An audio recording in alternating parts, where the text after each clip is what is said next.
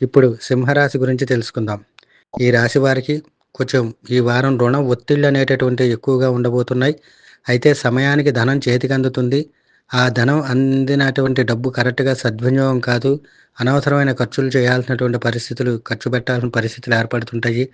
చిన్న చిన్న అనారోగ్య సమస్యలు ఏర్పడి హాస్పిటల్ చుట్టూ కూడా తిరగాల్సిన పరిస్థితులు ఏర్పడుతుంటాయి. రుణ ఒత్తిళ్ళు ఎక్కువ.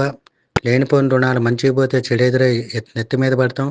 నమ్మిన వాళ్ళ వల్ల ఇబ్బంది పాలు ఉండేటటువంటి అవకాశాలు ఎక్కువగా ఉన్నాయి.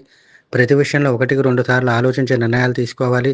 స్థిరాస్తులు కొనుగోలు చేసేటప్పుడు కూడా తొందరపడకుండా ఆలోచించి నిర్ణయం తీసుకుంటే బావుంటుంది. ఎవరికైనా డబ్బులిస్తే అవి తిరిగి రాకపోకుండా ఉండటము, ఎవరికైనా మధ్యవర్తిత్వం వహిస్తే అపనిందలు పడేటటువంటి అవకాశాలు ఎక్కువగా ఉన్నాయి. న్యాయపరమైనటువంటి విషయాల్లో కొంత అనుకూలత వారం ద్వితీయార్థం నుంచి కలిసి వచ్చే అవకాశాలు ఎక్కువ ఉన్నాయి. షేర్ మార్కెట్ల పరంగా కూడా తొందరపడకుండా ఉంటే బావుంటుంది ఈ రాశివారు. విద్యార్థులకు విద్యను అభ్యసించటంలో కొంచెం చిన్న చిన్న సమస్యలు, చికాకులు లాంటివి తలెత్తేటటువంటి అవకాశాలు ఎక్కువగా ఉన్నాయి. అదేవిధంగా విద్యార్థులకు వారం ద్వితీయార్థం నుంచి కలిసి రావటం అనేటటువంటిది జరుగుతుంది.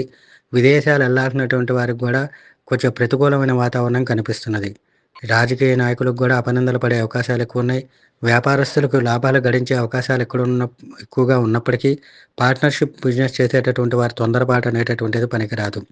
అదేవిధంగా గృహంలో శుభకార్యాలు వివాహపరంగా జరిగే అవకాశాలు ఎక్కువగా ఉన్నాయి. సంబంధాల కోసం ఇప్పటి నుంచే ఎదురు చూస్తున్నటువంటి వారు కూడా శుభవార్తలు వినటం అనేటటువంటివి జరుగుతాయి.